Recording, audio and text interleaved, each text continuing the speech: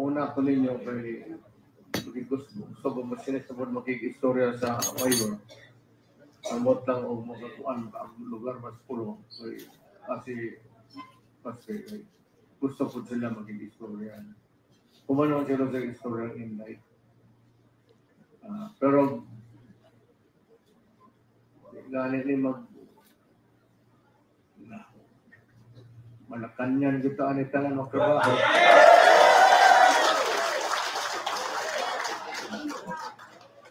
Ito na ng paningwa. So, marami kasulti siguro ninyo. Kung dawaton ba ninyo ang akong pagkatao, pagkapolitiko, hangyo ko ninyo, udagan ko, sabangan ko ninyo.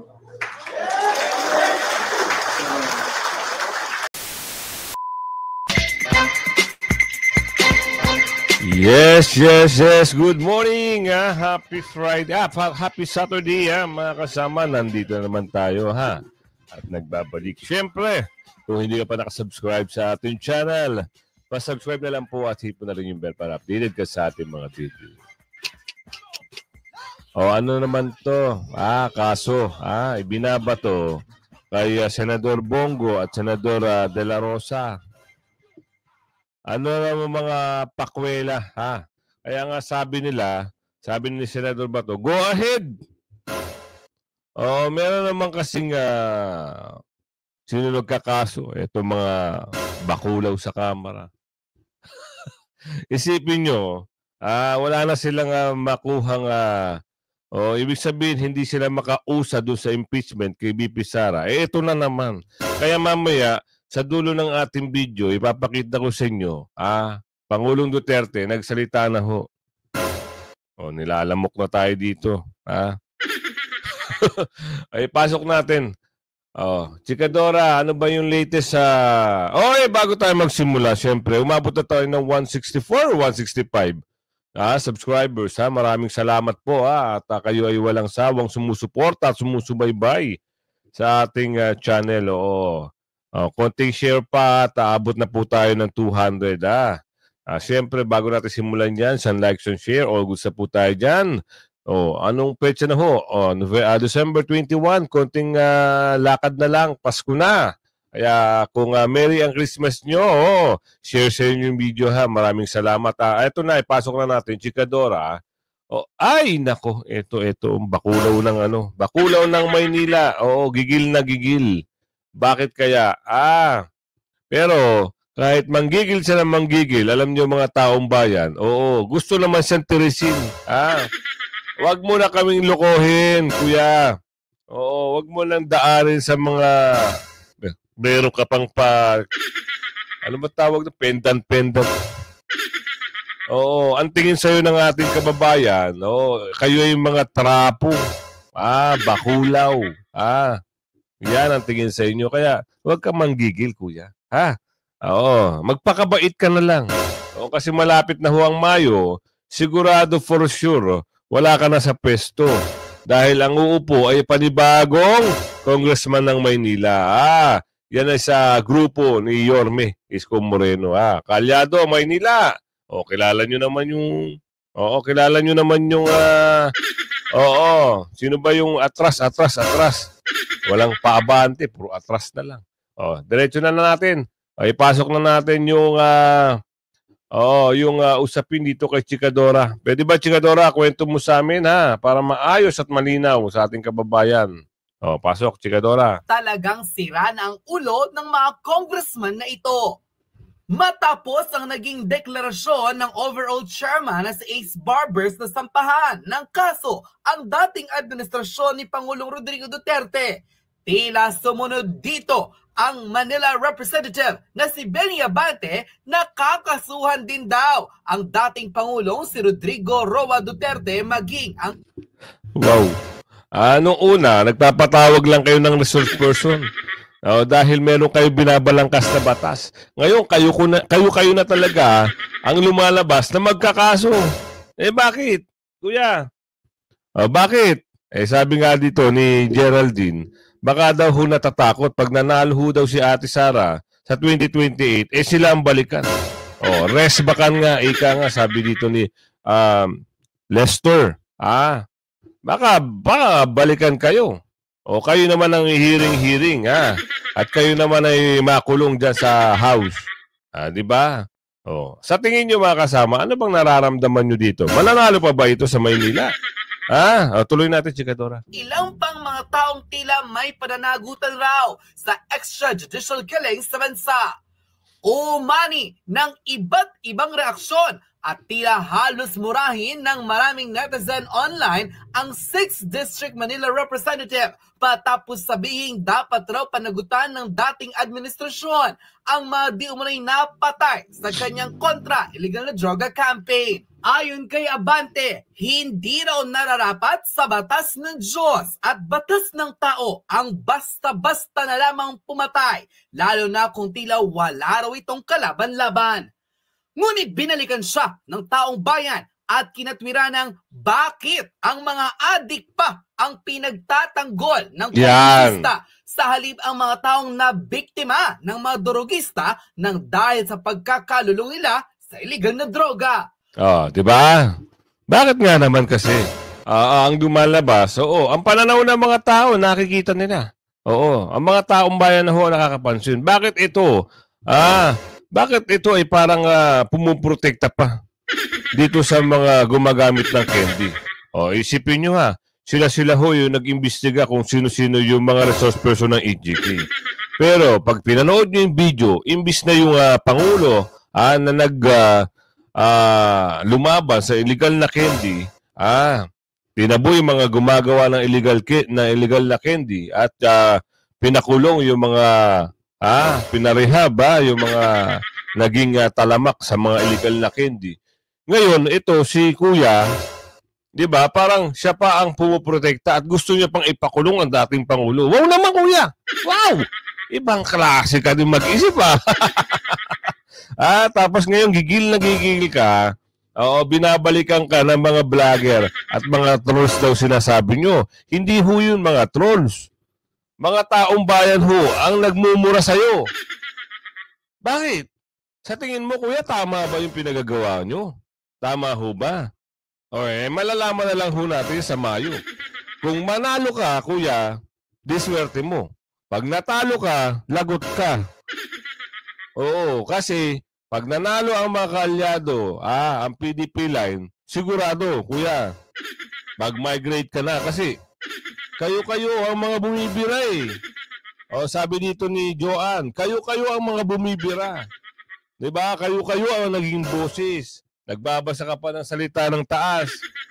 Kala naman, maniniwala ba kayo sa anak ng bugi naman? Tuloy! Paano naman raw ang mga nagahastang babae na biktimang minor de edad at napatay na sanggol ng dahil lamang sa tila pagka-adik ng ilang mga Pilipino sa ipinagbabawal na gamot? Di ba'y may buhay rin daw ang mga ito? Tama. At mas lalong dapat raw bigyan ng katarungan lalo't pinaslang sila ng walang kalaban-laban ng mga taong nalulong sa ipinagbabawal na gamot. Para sa maraming Pilipino, hindi raw tama ang naging hakbang ng ilang mga mambabatas na sampahan ng kaso ang dating Pangulong si Rodrigo Duterte, maging ang mga dating opisyales ng kanyang pamahalaan dahil noon pa lamang hindi pa naluluklok sa palasyo. Binalaan na ng dating Pangulo ang mga Pilipino na kapag hindi sila lumabay sa pagiging durugista, tiyak na may kalalagyan sila at baka mawalan pa ng hininga. Diba? Bago pa lang umupo, nagbabala na ho ang dating Pangulo. Ngayon, nung nakaupo ang Tatay Digong, tuwan-tuwa. Meron pa dyan, chairman, tuwan-tuwa. Ako, ay suportado ko ang panukala. Ngayon, hindi na. Sila na ho magpapakulong. Diba? Sila na ho ang magpapakulong. Ngayon, kilala nyo ho ba yun? Kung nagpapakulot kayo, kilala niyo yun kung sino yun. Diba? Isipin nyo, dati nagsasalita siya. Yes, magaling ang ginagawa ng Pangulong Duterte. Dapat yung mga illegal na candy na yan, mawala. Ngayon, hindi. Hahanapin nila yung mga biktima daw di umano ng Yung EJK daw di umano. Yun ang hinahanap nila para kasuhan. Eto, narinig natin si Chikadora. Magsisinungaling ba ito?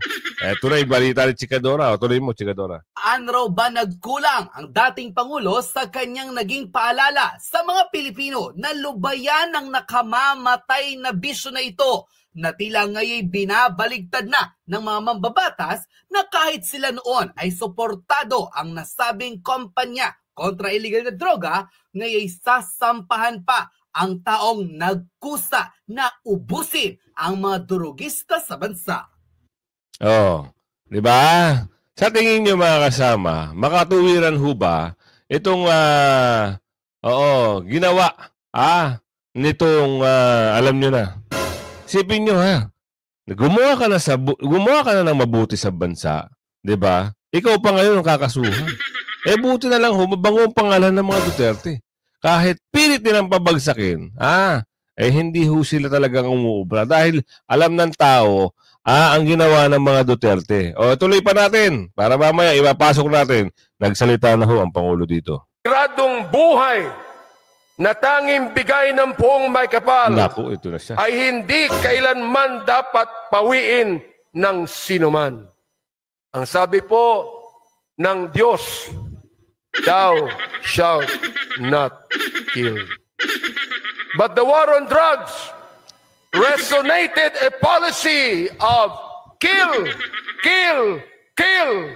As the former president has always said, shoot them dead. The role... Sige, atakihin to si Kuya dito. Kuya, kahit magngangaw-ngaw ka dyan, kilala na ng taong bayan ng kaliskis mo. Di ba? Sa tingin mo, mapapalitan pa ba ng kabutihan yung ginawa mong kapaitan o kaitimang budhi, di umano? Di ba? Kung pagtawanan nyo yung resource person na inimbitahan nyo, kung paglaruan nyo, I move you sa aming contempt. Yan ang mga bara na binibitawan nyo doon. Huwag kang magsisinungaling. Yes or no? Yes or no? Yan, di ba? Halos ganun ang narinig natin sa kanila. Tuloy. Of leadership in a culture of impunity. Di ba? Sabi ko nga sa inyo Kaya dito sa testimonya na ito, pakinggan natin kung ano yung mensahe ni Senador Bato. Kasi kasama sila sa pakakasuhan Di ba? Narinig nyo sa balita nung nakaraan. Di ba? Meron kayong nabalitaan na papakasuhan sila. Ano ngayon ang mensahe ni Senador Bato dito? Ito isang hakbang na mga bakulaw para kasi malakas din ang pangalan nila Senador Bongo at Senador Bato. Ibig sabihin number 2, number 3, number 4 na survey. Samantalang yung mga pambato nila nangungulilat. Kasi alam na yung mga karakas di ba? Tapos minamanipula pa yung survey. Di ba? Alam niyo yung nabalitaan niyo yung yung sinabi ni Senador Marcoleta. Yung pangalan niya nawala. Di ba? Ang lakas-lakas niya. Kahit sa mo tanongin, Senador Marcoleta ang binibitawang salita ng mga kababayan. Tapos tinanggal nyo na listahan. Yan ang sa malaking kalokohan. Di ba? Senador, paki-explain sa amin kung ano yung stand mo rito. Alam naman namin yung ICC hindi na papasok dito. Kung pumasok man dyan, nagbanta na nga rin yung mga kababayan natin Subukan. Na magkakita-kita sa mata. Yan ang sabi ni Jever. Tuloy natin to. Senator Bato, ito nga po, matagal niyo po sinasabi na walang jurisdiction ang ICC sa Pilipinas, pero mukhang tinitignan na ngayon, recommendation po ng committee ay patawan po kayo ng charges. Citing RA. Kita nyo? Tinitignan ng committee na patawan siya ng charges. Ano ng violation ng sinasabi? Hindi naman siya related samantalang sila nga naghuhuli-huli.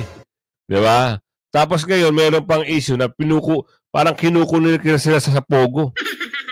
Anak ng tipaklong. Anong connection sa Pogo? Alam niyo ito explain ko. Ang Pogo, maganda ang naging nung panahon ng Pangulong Duterte, maganda ho ang pamamalakad ng Pogo na yan. Nagbabayad ho ng buwis, nagbabayad ng mga lisensya, lahat ho maayos.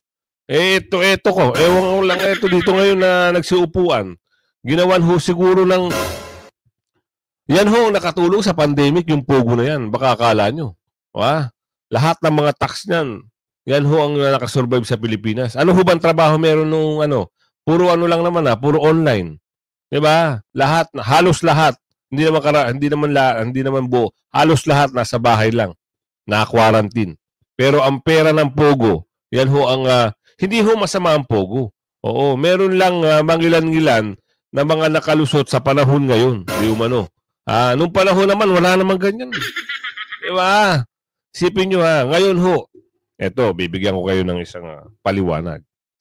Hailing app, GrabCar, o kung anong hailing app na bumabiyahe na nakakatulong. Ang mga Pogo, yung mga nagtatrabaho sa Pogo na panggabi, yan ho ay sumasakay ng GrabCar, sumasakay ng hailing motorcycle taxi.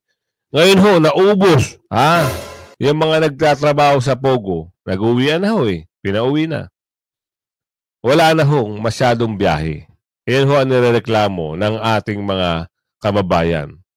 Sa totoo lang ho, malaking bagay din ho yung mga ganyang bagay na mayroong mga foreigner nagtatrabaho. Kaso nga lang, kaya lang napapasama dahil sa sistema ng gobyerno. Gumawa kayo ng batas na kung halimbawa ang isang taong ito ay nagkaroon ng violation, deport agad. Dapat ganun. Hindi. Alam nyo nangyayari, pag nagkaroon ng kaso, ang nagtatrabaho o foreign national, nagkaroon ng kaso kahit mababang kaso, dinadaan sa pera. Malaking kaso, dinadaan sa pera. Yan ho ang pangit sa sistema. Alam nyo ho sa ibang bansa, baka sabihin na naman yan, wag mo pagkumpare ang Pilipinas sa ibang bansa dahil magandang pamamalakad sa ibang bansa. Yan nga tayo Bakit hindi ba kaya gawin dito? Kaya hong gawin dito, basta ang namumuno lang ay maayos. Baka mamaya questionin nyo. Matagal na implement. Gumawa nga tayo ng batas na ganun. Kasi huling-huli na ho tayo sa sistema. Pero inyo, mag-a-apply ka, punta ka personal. Online lang ho sa ibang bansa, pwede ka na mag-apply. Yan ang sasabihin ko sa inyo. Magbabayad ka ho ng insurance mo, magbabayad ka ng resource sa sakyan mo, online lang ho, pwede ka magparehistro. Ganun ho. Magbabayad ka ng bills mo, magbabayad ka, online lang ho. Dito, kailangan pumunta ng Meralco. Yun ang sinasabi ko na. Magbabayad ka, card lang. Debit card, ATM card. Dito, kaya masyado na ho tayo papaghuli. Kaya huwag kayong magdaramdam, mga kasama. Baka mga sabihin nyo, nga, tama nga sinabi ko. Talagang ibang klase talaga. Huling-huli na ho ang Pilipinas. Biruin mo, expressway sa ibang bansa, walang bayad. Dito may bayad. Anong isipin mo? Di tinatarantado ka ng gobyerno. Sabihin nila may proyekto. Proyekto, di ba? Build. Okay, sabihin natin. Ang problema lang dyan kasi, napapasukan ng ibang kontraktor. Yun. Hindi naman alam ng dating Pangulo yung mga ganung bagay. Pero hindi naman no? Dapat kasi pag nagpatrabaho ang gobyerno rin nagpapatrabaho. Wala nang ibang kontraktor. Yun lang ho ngayon, halos na ngayon, puro kontraktor. Congressman, kontraktor. Diba? Kagaya sana yung nang mangyari, halimbawa, mayroong project na ganito.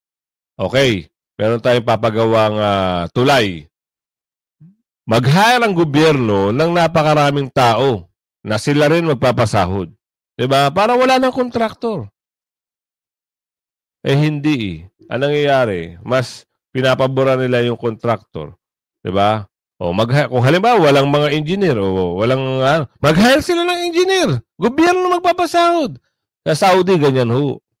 Diba? Gobyerno, lahat nagpapasahod. Wala Dito kasi kanya-kanya. Pag nakakurakot na yung sila nakaupo ngayon, sige, kayo naman dyan, para walang slipan. Diba? Tuloy natin to. RA 9851, Crimes Against Humanity. Ano po masasabi niyo dito kapag dito na sa Pilipinas, sa mga korte po natin na mapafile yung mga kaso na yan? Walang problema, Gretchen. Go ahead. We will face that case kung talagang after ng evaluation ng DOJ sa committee report na isasubmit nila at I'm sure they will conduct their own investigation. Tingnan natin kung magpo-prosper yung kaso, harapin natin sa korte yan. Pag yan ay na-file na sa korte. Pero kung babasahin niyo po ang RA 9851, the Philippine courts or Philippine authorities may dispense if there is another court or an international tribunal that is already conducting an investigation. Section 17 po yan, which says kapag kakumari may ibang investigasyon katulad ng sa ICC, pwede na lang nilang ipasa sa kanila yung kaso o yung jurisdiction dito sa kaso. Yung po ba ay nakikita ninyong pag-recognize din doon sa investigation? At handa po ba kayo kung sakaling yan po ang piliin ng Philippine government? Yeah, the operative word there is may dispense, di ba? So it's all up to the Philippine government kung talagang i-turn over nila yung kaso sa ICC. So kung i-turn over naman nila sa ICC, then we will seek judicial relief from the Supreme Court. Kung talaga bang paano i-determine ng Supreme Court yung jurisdiction ng ICC dito sa ating bansa. Pero baka sakali, no, naalala ko lang before, leading up to this, Senator Bato, na minsan sinasabi nyo nga, no, same with former President Rodrigo Duterte, na haharapin niyo yung kaso sa tamang forum dito sa Pilipinas. So, I'm guessing, di ka naman masyadong nagulat.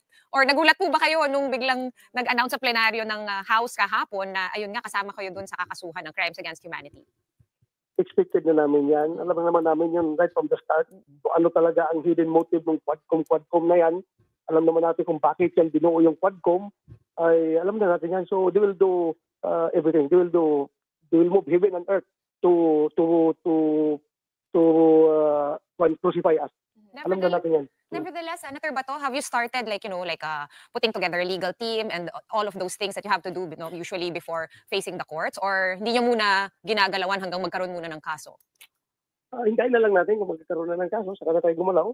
Alam naman natin yan na, alam mo, if you know where you stand, and if you know the truth, then you don't have to panic, you don't have to worry. Chill lang, chill. Senator, nakausap niyo na po ba si former President Rodrigo Duterte tungkol po dito? Hindi pa kami nakapag-usap. Siguro pag-uwi ko ngayon sa Davao, mag-uusap kami, pero hindi pa kami nakapag-usap tungkol dyan. Yan, narinig nyo ha. Haharapin nila kung sakasakali man. Kaya kung alam nyo naman ang talagang motibo ng mga tuwadkom na ito, di umano. So sila ho, ang gumagawa ng paraan para hindi ho makapwesto ang mga Duterte. Dami kasing pera mga kasama. Oo, sa pera dito, pera doon, akap dito, ayuda doon, 'di ba? Ganun ang tirada ng mga trapo. Pero taong bayan pa rin magdidesisyon 'yan. Taong bayan pa rin. Mayo. Sa Mayo mga kasama. Kung sawang-sawa na kayo, sa mga taong trapo na ito. Ay tao pa o bakulaw. Sa mga bakulaw na trapo na ito. Alisin nyo na. Huwag na ho kayong magtiyaga. Huwag kayong magpapadala ha. Tanggapin nyo yung pera, pero yung mga bulalas na salita, papangakuan kayo. Wala hong pinangako maganda ang mga trapo. Kaya nga dito, nagsalita na ang Pangulo. Kaya gusto ko pakita sa inyo kung ano yung mga sinabi ni PRRD dito. Kayo na ho ang bahalang humusga. Para masaya, lakihan natin. Tuloy natin. Indication, kung daghang sakyanan, daghang nakapalit na ulo. May kwarta na. Davao, Lambo, building na rin. Pero pati ka ng translated, ang makinabang inyong mga anak na ilang oportunidad sa ilang pagtrabaho, eskwela, di na sila mga tunay, ekonomiya na istoryahan. So, ataw na lang yung we maintain the situation, gwapo man, kita mo no, pumitan ako, if it ain't broken, why fix it? Wa man po maguba ang among pagdala rin sa inyo, ang among pagdala sa pang-gobyerno, nganong inyo mong putlon. So, muna ako hangyo.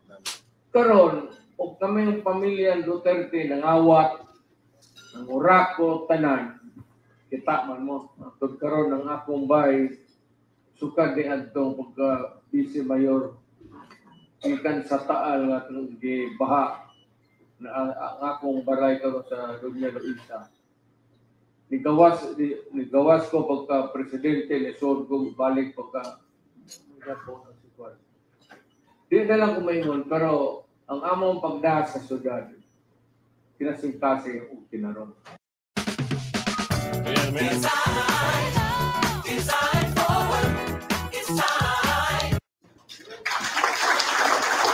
May mga rapot, may mangawat, may nakita, may mga transaction. Ang amo, trabaho na yun. Serbisyong Duterte. So, muna karon, dagan ko, ako manggod tiguang na. Hindi man hindi ko tiguang, hindi mo makatindog ka rin ako. Pero base ba, siguro na lang na ako, mudagan ko, tinuod lang, ano ang trabaho bulot? Tinuod lang. Unya, gingan tamo, wak kang negosyo. Pangita mong negosyo ng Isdabaw ng Duterte, masig isa-isa. So ako na yung sildo. Dahil silo, retirement. Pero medyo kulang, wak tayo pang extra yan. Ang retirement, tuan sa asawa, pati paita. Tagaan ka ng pod sa, sige, pwede siya padal pamalingkin, bata. Mali sila ipsuon sa kaduang asawa na po. Naman tayo mahimo diya. So,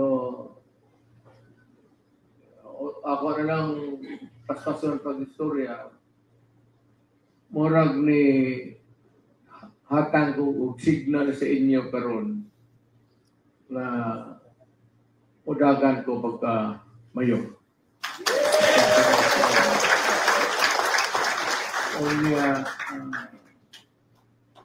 Kung para sigurado yun, nung Duterte lang yapong mabili magtigok ko, ako rin basta diya ka lang sa likod, so alam kay matumban ako, ikaw lang gihapon, total, mayor lang kabalaan. Muna lang na may akong proposal ninyo, mayor ko, ang akong anak, vice mayor, ang mudagan pagka congressman sa 3rd District, si Umar, akong apo na ni. Second District. O sa 1st District, si Kuan Malangyapon.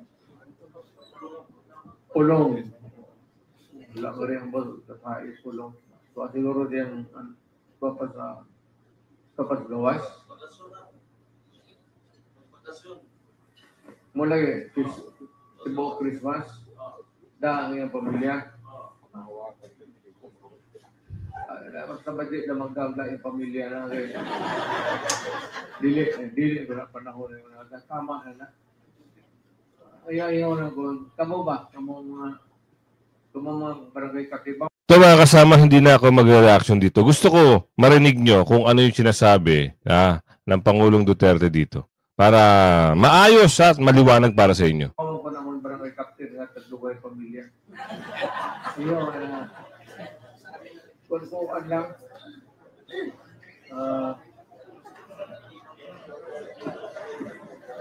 Kaya wala gasto kayo gudong muda. Ako usap anak si Rigo, udakan po pagkakonsihan. Ano naman, mogi ako, stricto ko, basta pang gobyerno, basta ang inyong mag-istorya ka, there will never be a time mag-istorya ta sa City Hall, sa akong balay o sa gawan, na mag-istorya ta o mali. Kana di na may tabo. Kinabuhi, tama o mali. Diri lang tas tama. Diri lang tas tama. Kay ana ang kinabuhi. So, ako, Mayor, mo gyapon stricto gyud ko sa tanan, sa disiplina. Pero pa yung sa kaayuhan sa lungsod, wala ko yung problema. Kung kaayuhan sa atong isig katao, wala ko yung problema. Ana, gina. Mo gyapon, akong batasan na, pagkabot pagka-presidente, yato pa, pauna na. Pero ato pang maningkamot sa akong 3 years, marang di man mada. Pero og sunod-sunod din na ma-mayor niya, ako, masunod mayor yapon, pinsas mga Duterte. Atong mangita na tagpaagi kung saan na ito pang buslot o modalan. Kung ano, isudan kayo, kung kita kayong pasulod dili sa gikan sa saksa. Sa panakan pa lang tubig ang baita na mupod na rin. So muna na solusyon na pasig muna na atong trabaho. Wa nila muna na itong panitumutan. Ang atong sao na ito paglihok na rin dapat. Total ang kwarta sige nagsulod building, trabaho na sa itong mga anak. Ito na ng paningwa. So, wala kayo kasulti siguro ninyo. Kung dawaton man ninyo ang akong pagkatao, pagkapolitiko, hangyo ko ninyo, udagan ko, tabangan ko ninyo. So, para pagkit na siguro, ang akong anak, mo ano yung vice mayor, karon komportable ko. Komportable ko simba ko, mabangungot ko magbong yung plano.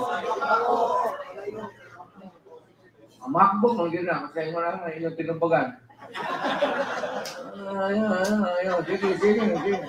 Sige na. Pero, kaya ba itong akong one? Di na ko magdugay kay naapog ko'y mga ka-istorya. Di ko makaklaro karon ng istorya, pero dili guwapo ang panahon. Basig mo kalit na yung baliktad. Pero kitang sa ubos, wala kayo labo. Pero ngayon na mag-istorya na ako. Presidente ko. So, muna ko ninyo kay gusto ko masinisabot makikistorya sa mayor. Amot lang o makatuan ang lugar mas pulo. Kasi gusto ko sila makikistorya. Kumano sila sa istorya in life. Pero ganit ni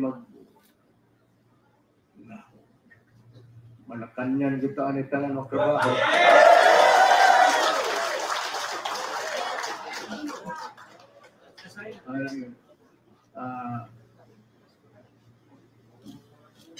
Dali ra. Hindi ko masyado maintindihan mga kasama. Hindi ko masyado maintindihan. Parang, anong sabi? Magkikita-kita tayo sa Malacanang. Tama ba? Sa mga taga Mindanao, sorry Mindanao, Davao, Cebu, Bisaya, sa mga nakakaintindi. Tama ba yung narinig natin? Uy, eto na po, mukhang nagkakaalaman na mga kasama. Mukhang, may pupunta ng Malacanang uli na Duterte. Salamat naman, salamat na marami. Tuloy natin.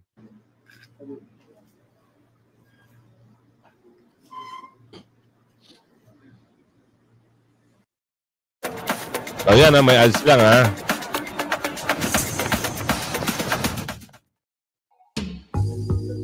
O, isa pa.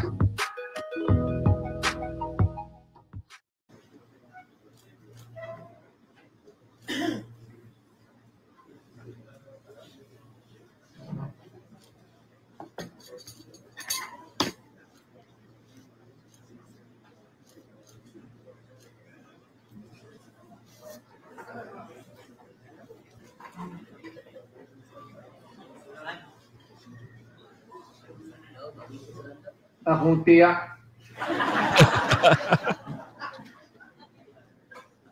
Na ako'y ibili niyo gamay. Dili mo nita ko, dili kapalit o balay. Pero pangita mo, sa akasya, pangita mo, siyabo. Hinay mo hit-hit. Mahon ka mo pagpatay. Ako ibilin na naanagi kuana nila. Muna akong gamay lang god may wala na ko trabaho eh. Dilagod ka tuig na kana apil na sa akong apil na sa akong retirement kuan. Ako lang ikuan kay para kani pang sabo lang eh. Dili mo dugay kay ora ko tong istorya. Dili kay ingon mas importante sila kaysa inyo. Ug laing panahon mas importante mo. Dili sila.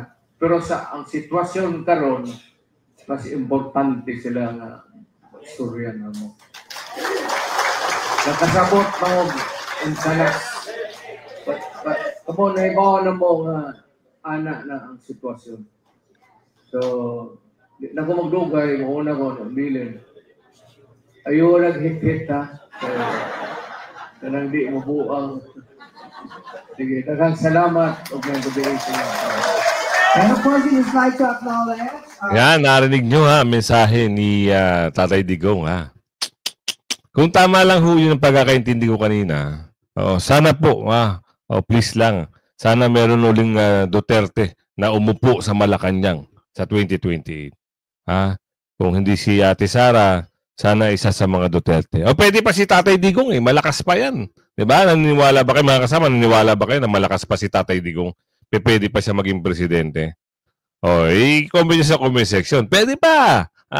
Comment nyo, yes, pwede pa si Tatay Digong, malakas pa yan. Diba? At sana, kung halimbawa tatakbo siya ng presidente, may Duterte na vice president. Diba?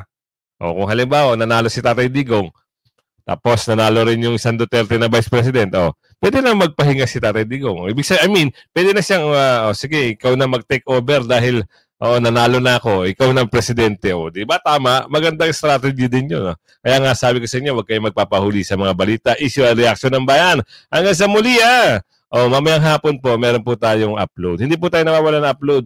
At mamaya, sa 24, mag-upload ho tayo ng mga updates, 2 video, tapos sa 1, ganun. Antabayanan nyo rin. Kasi sa ibang bansa, hindi naman magkakasabay ng bagong taon eh. Siyempre, may mauna at may huli. Kagaya sa ibang bansa, sa Amerika, parang mauna sa Pilipinas, at mauhuli sa Amerika. Dito sa Pluto, iba rin ang oras. Kaya sabi ko sa iyo, antabay lang kayo sa mga upload natin. Hanggang sa muli, bye-bye!